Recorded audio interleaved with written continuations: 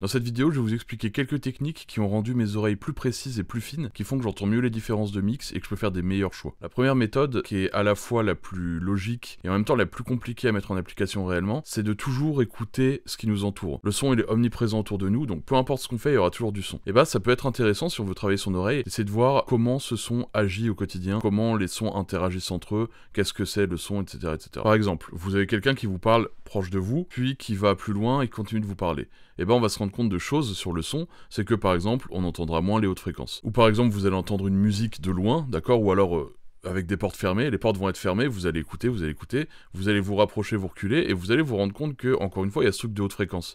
Et là, vous allez vous dire, ok, donc quand quelqu'un me parle de loin et quand la porte est fermée, j'entends moins les hautes fréquences. Qu'est-ce que ça veut dire? Eh bien ça veut dire que potentiellement dans mon mix, si je veux reculer un élément, bah à la place d'utiliser de la reverb, je peux très bien enlever des hautes fréquences parce que la sensation de proximité va changer et j'aurai l'impression que ça va se reculer. Alors attention parce que l'effet de proximité il est aussi fait avec les low médiums, si on enlève des hautes, ça va avoir tendance à monter les low médiums par équilibre et ça va être un peu... voilà, il faut faire attention à ça, mais globalement, on sait que si on retire un peu de ces hautes fréquences, on va reculer un élément dans le mix. Et bah ça c'est important. Important de comprendre comment le son agit, essayer de vraiment régulièrement écouter de façon active, se dire ok, là le son machin, pourquoi, faire des comparaisons avec d'autres trucs, et voilà, super important, ça, et puis aussi le fait de comprendre ce que c'est un son, comprendre que c'est en fait une vibration de l'air, et que plus la vibration est lente, plus on est dans les basses fréquences, plus la vibration est haute, plus on est dans les hautes fréquences. Je vous invite à mettre vos deux doigts là sur votre gorge, à parler avec une voix grave et parler avec une voix aiguë, vous allez voir que la vibration elle est beaucoup plus rapide quand vous parlez avec une voix aiguë, ou quand vous chantez, ou quoi que ce soit. Donc ça c'est une vibration, d'abord des cordes vocales, puis de l'air, qui fait que le son sera plus ou moins aigu. Donc voilà, le premier point c'est vraiment d'essayer de comprendre comment le son fonctionne autour de vous, comment, voilà, comprendre les bases du son en écoutant juste autour de vous de façon classique, quotidienne. Maintenant, je vais vous parler d'un truc un peu plus applicable dans les logiciels, etc. Donc on va passer directement sur la session. Donc là, sur la session,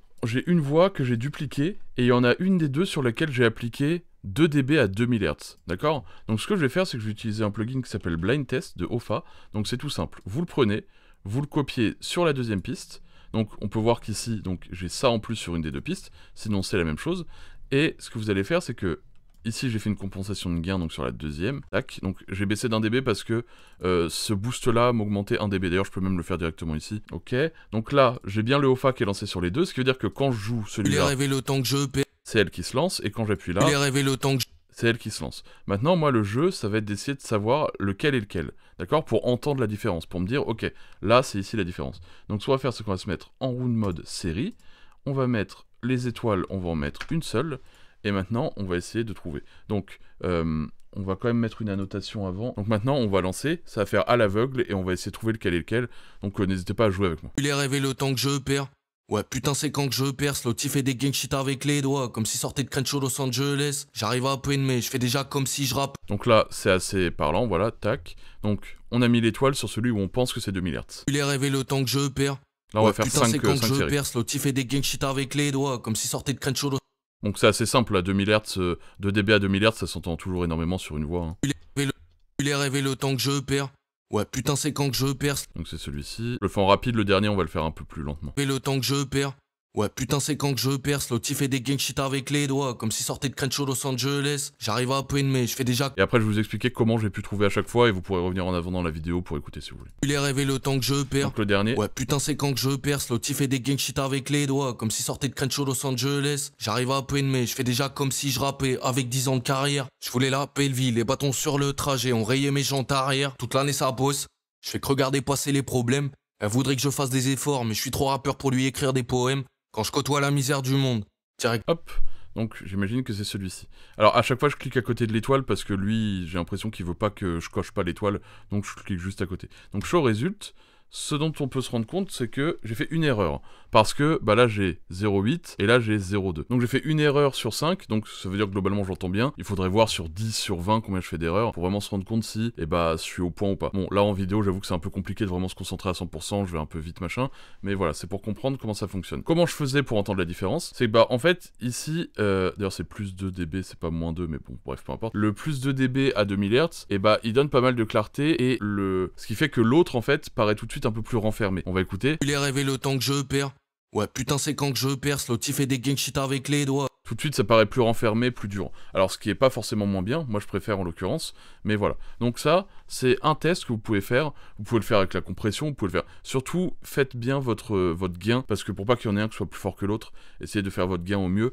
Donc vous pouvez faire avec, par exemple, vous mettez 2 quantités de reverb différentes, un avec beaucoup de reverb, enfin avec un peu de reverb et un avec un peu moins de reverb, ou des choses comme ça. Essayez d'être le plus subtil possible. Là j'ai fait 2 dB pour que vraiment puissiez entendre la différence, mais si vous êtes débutant, bien sûr, laissez 2 dB, 3 dB, 5 dB si vous voulez, le temps de vous faire à l'oreille, le temps de comprendre surtout comment ça interagit les fréquences, et puis plus vous êtes expérimenté, plus vous allez ajouter de 1 dB.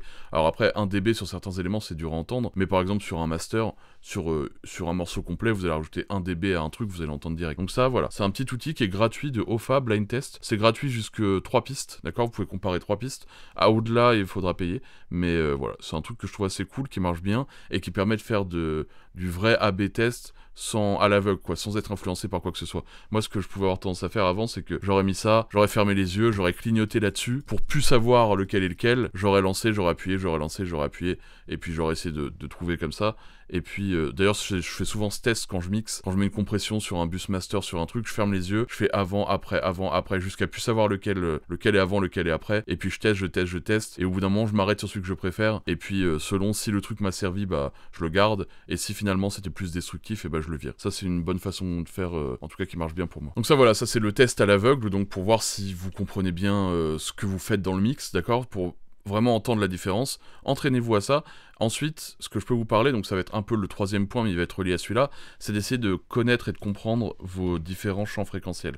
Ça veut dire que, vos tranches fréquentielles, pardon. Ça veut dire que, on va avoir les subs, on va avoir les low, on va avoir les low medium, on va avoir les mid, on va avoir les high mid, on va avoir les hautes, et bah, en fait, bon là j'ai pas mis les points au bon endroit, mais bref, vous comprenez. Et bien ça, il faut en avoir conscience, il faut avoir conscience de, ok, là j'ai mes low medium, si je booste, ça fait quoi? Si je baisse, ça fait quoi? Si j'en ai trop, ça fait quoi? Si j'en ai pas assez, ça fait quoi? Si j'en ai pile poil, ça fait quoi? Et ça, pour chaque tranche, c'est très important. Ça, j'en parle vraiment en profondeur dans ma formation sur mixer les voix, qui est d'ailleurs dispo sur mon site, ceux qui veulent aller voir. Et je parle vraiment en profondeur de tout ça, de, ok, ici, si j'en mets trop, ça va être agressif, il risque d'y avoir des S, mais par contre, si j'en mets pas assez, et bah, je vais pas assez percer le mix, la voix manquera de clarté et de brillance, et ça va aussi manquer de punch, et voilà, on va perdre un peu en volume de la voix. Donc ça si j'en mets trop, il va y avoir trop d'air, il peut y avoir un bruit numérique, si j'en mets pas assez, la voix va être étouffée, ça, machin. Donc ça, j'en parle vraiment en profondeur dans ma formation, donc ceux qui veulent aller checker, vous pouvez. Mais voilà, connaître ces tranches fréquentielles, savoir quelle fréquence fait quoi, quelle tranche de fréquence plutôt fait quoi, c'est hyper important. Ensuite, un autre point qui est pour moi très important, mais qui est aussi un peu un peu chiant parfois, c'est de faire de l'écoute active quand vous écoutez des morceaux. C'est-à-dire que quand vous allez lancer un morceau, vous allez essayer d'écouter le mix plus que le morceau. Donc ça, à la fois, ça travaille très bien notre oreille. Pour travailler une oreille, bah, écouter un morceau, c'est vraiment cool. Sauf que le problème, c'est qu'à la longue, on commence par écouter la musique un peu différemment, et on l'écoute de façon trop technique et trop pro, et c'est très dur de s'en sortir. Donc voilà, moi, pour apprendre le mixage, je suis vraiment fait de l'écoute active.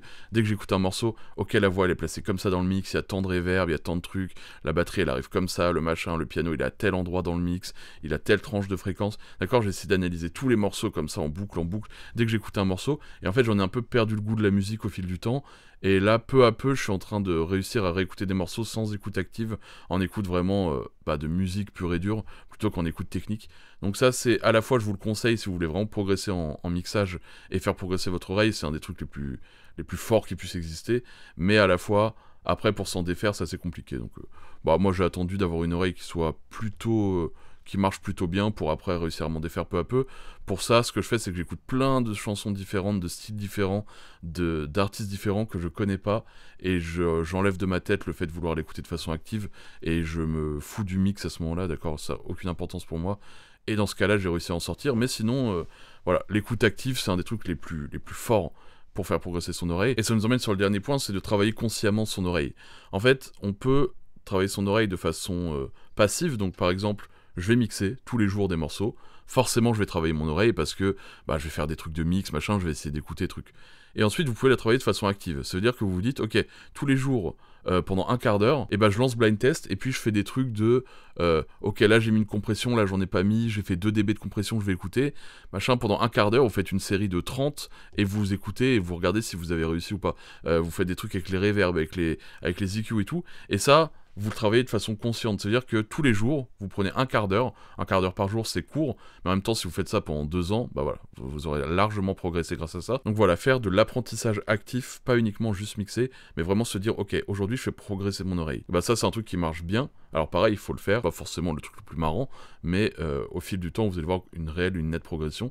Donc voilà ce que je peux vous conseiller, entre écoute active, écoute passive, essayez d'écouter l'environnement autour de vous, essayez d'écouter les morceaux, de les décrypter, de voir comment tout est fait, essayez de faire des points de comparaison avec vos morceaux, essayez de travailler votre oreille activement, et normalement vous verrez des nettes progressions en pas si longtemps. Quand on veut vraiment progresser et qu'on veut vraiment apprendre, ça prend pas si longtemps avant de commencer à atteindre des bons niveaux. Donc voilà, j'espère que cette vidéo vous a plu. Elle était un peu moins dans la technique que d'habitude, mais un peu plus dans le côté, voilà, faire progresser nos oreilles. C'est quand même un outil de travail, plus que les plugins qu'on utilise en réalité.